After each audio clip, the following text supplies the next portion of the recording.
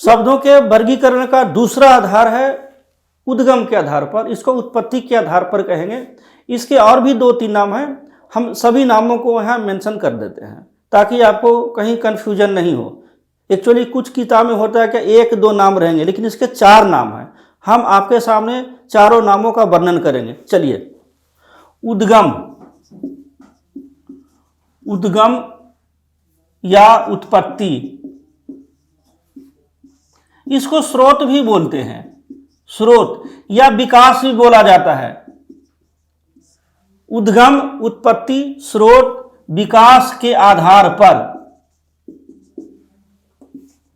शब्द के 4 भेद होते हैं।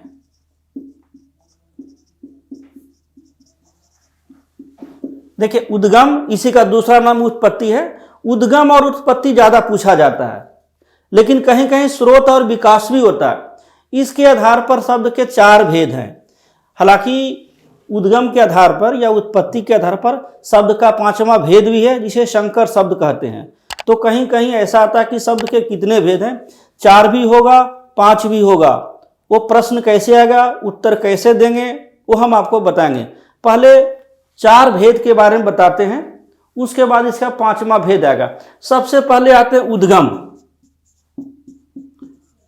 उद्गम के आधार पर यानी उत्पत्ति के आधार पर, स्रोत के आधार पर, विकास के आधार पर शब्द के 4 भेद होते हैं। सभी नाम सुने होंगे। 4 भेद हैं। तत्सम,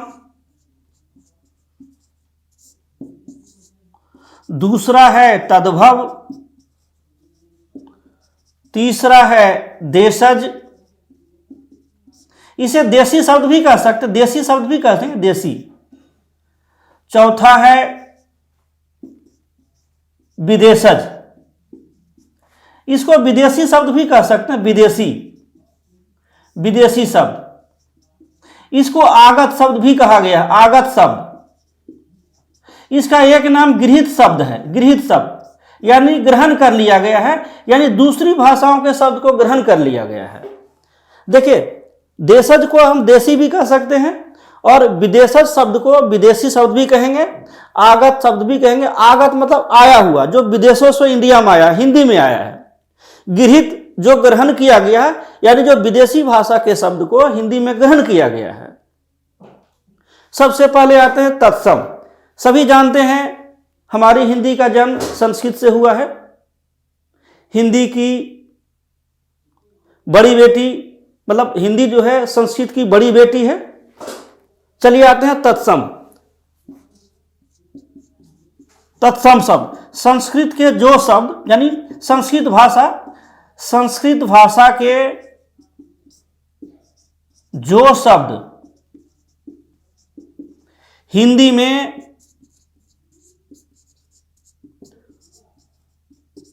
ज्यों के त्यों प्रचलित हैं,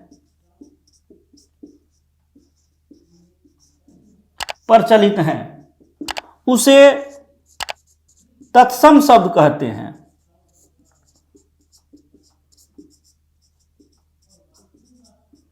यानी संस्कृत भाषा के जो कुछ शब्द हैं हिंदी में ज्यों के त्यों चलते हैं, उनमें कोई परिवर्तन नहीं हुआ है और बोलचाल में ऐसे शब्दों का प्रयोग किया जाता है। जैसे देखिए, पुष्प, दुग्ध, अस्थि, वस्त्र, प्रस्तर, वृक्ष या सूर्य। देखिए, ये सब जो है संस्कृत के शब्द हैं, हिंदी में चलते हैं। इन शब्दों में कोई चेंजिंग नहीं हुआ, जैसे संस्कृत में है वैसा ही हिंदी में प्रयोग किया जाता है। यानी संस्कृत के जो ओरिजिनल शब्द हैं हिंदी में ज्यों के त्यों चल रहे हैं, उसको तत्सम बोलते हैं।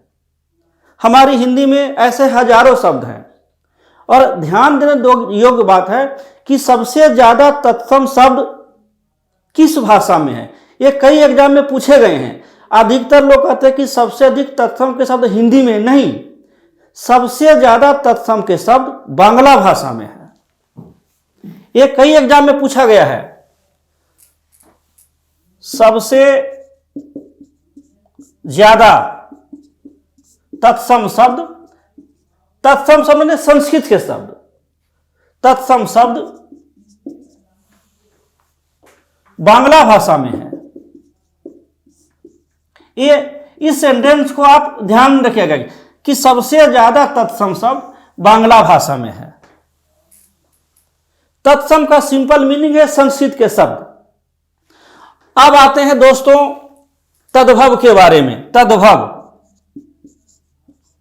तद्भव शब्द हिंदी में सबसे ज्यादा शब्दों की संख्या तद्भव शब्दों की है।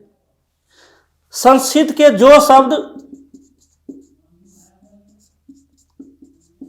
जो शब्द हिंदी में विकृत होकर यानी रूप बदलकर प्रचलित है,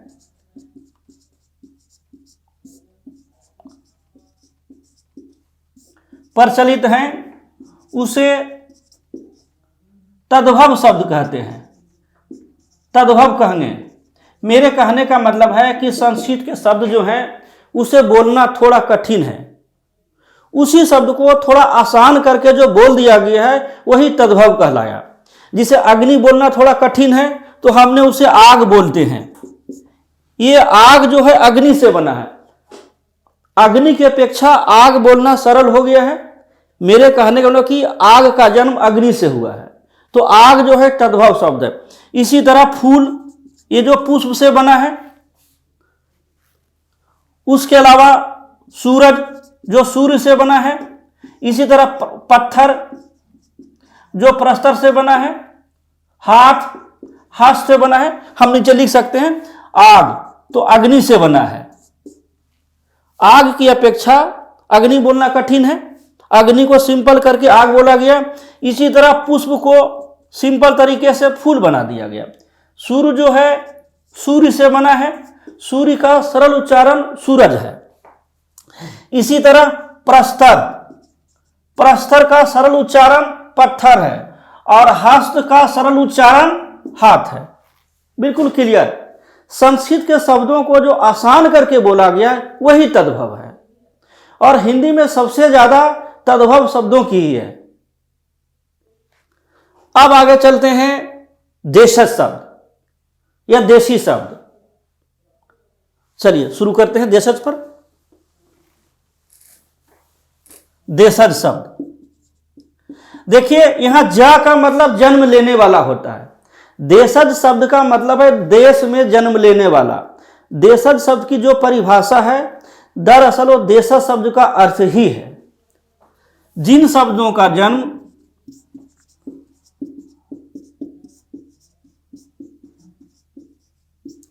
अपने आप हुआ है।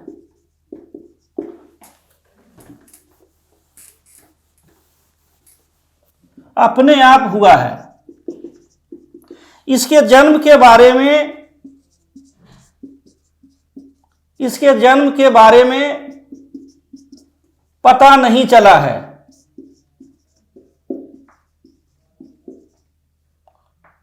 पता नहीं चला है। ये न तो तत्सम है और न तो तद्भव। न तत्सम है न तद्भव है। इनका जन्म कैसे हुआ है कुछ नहीं कहा जा सकता है। ऐसे शब्दों की संख्या हिंदी में कम है, ज्यादा नहीं है। कुछ प्रमुख यहां मेंशन कर रहे हैं, जैसे पेट, बोरा, थैला, झोला, झाड़ू, लौकी, कटोरा, घास, भूसा, चोकर, पराली इत्यादि। ये जो शब्द है न तो तत्सम है न तद्भव है। कैसे बना, कब बना, कुछ पता नहीं, सिर्फ मान लेना पड़ता है। अपने आप घास फूस की तरह जन्म लिए। इसको देशज शब्द या देशी शब्द भी कहिए, आपको पहले मैं लिखा चुका हूं, देशी शब्द चलेगा। अब आते हैं विदेशी शब्द। नाम से पता लग रहा कि विदेशी भाषा के शब्द है। विदेशी शब्द, इसको विदेशा शब्द कहिए, आगत शब्द कहिए, गृहीत शब्द कहिए, सारे नाम हम आपको बारे में लिखा चुके हैं। देखिए, समय जो है ग्लोबलाइजेशन का है, सारा विश्व एक गांव बन गया है, तो हमारी हिंदी भी बदल गई है। एकदम शुद्ध हिंदी बोलना कई बार मुश्किल हो जाता है। कई बार मुश्किल होने का मतलब कि सामने वाला शुद्ध हिंदी समझेगा तभी तो आप बोलेंगे, इसलिए विदेशी शब्दों का प्रयोग जरूरी हो गया है। तो हिंदी में विदेशी शब्द भी आए हैं, खासकर अंग्रेजी के, अरबी, फारसी, तुर्की, ग्रीक, चाइनीज, लैटिन, जापानी शब्द हिंदी में प्रचलित हैं। कुछ तो ऐसे भी हिंदी में शब्द हैं जो पता नहीं चलता कि विदेशी होंगे, लेकिन वो शब्द विदेशी होंगे। जैसे संतरा, संतरा जो है पुर्तगाली शब्द है, हिंदी में उसको नारंगी कहेंगे। ऐसे अब आपको लिखाने वाले हैं विदेशी, जिन शब्दों का जन्म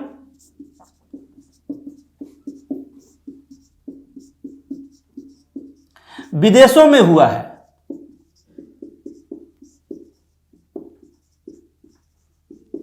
हम इसे ऐसे भी कह सकते हैं, हिंदी में वे शब्द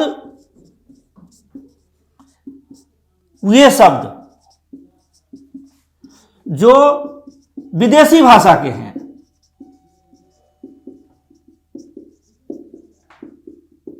उसे विदेशी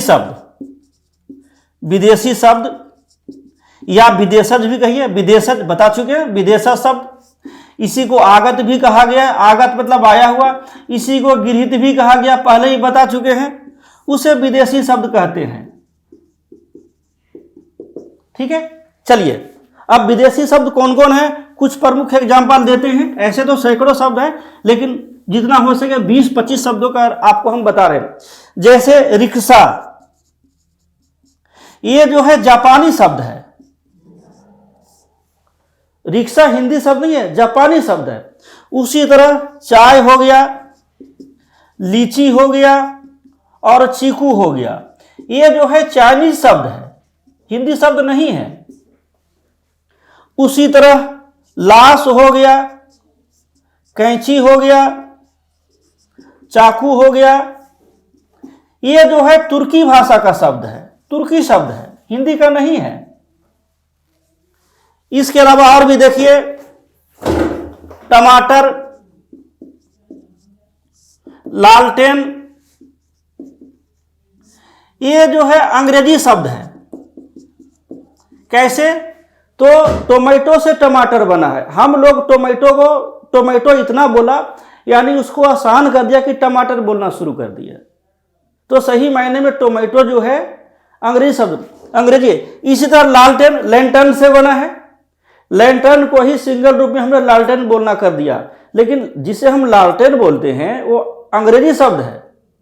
इसी तरह माचिस, मैच बॉक्स को माचिस बना दिए हैं। इसी तरह दर्जन, एक डजन, DOZZEN, 12 की संख्या, तो हम लोगों ने दर्जन शब्द को हिंदी में दर्जन बना दिए। तो ये जो शब्द है विदेशी अंग्रेजी का। इसके अलावा जितने भी वाहन हैं, साधन हैं, जैसे बस, ट्रेन, ट्रक, ये सब अंग्रेजी शब्द हैं। और भी देखिए कुछ शब्द, जैसे गमला, परात, बटन, आलू, अचार, गोभी, संतरा,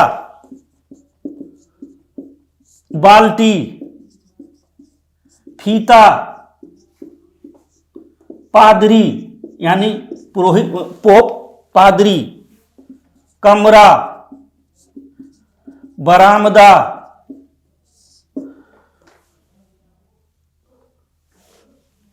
पाव रोटी का पाव शब्द, पाव रोटी का पाव शब्द, तंबाकू, तौलिया, ये सब पुर्तगाली शब्द है।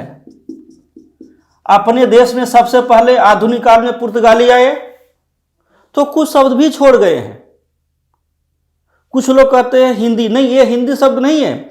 गमला, परात, बटन, आलू, अचार, ऐसे भी और भी लिख सकते हैं। अनानास पुर्तगाली शब्द है।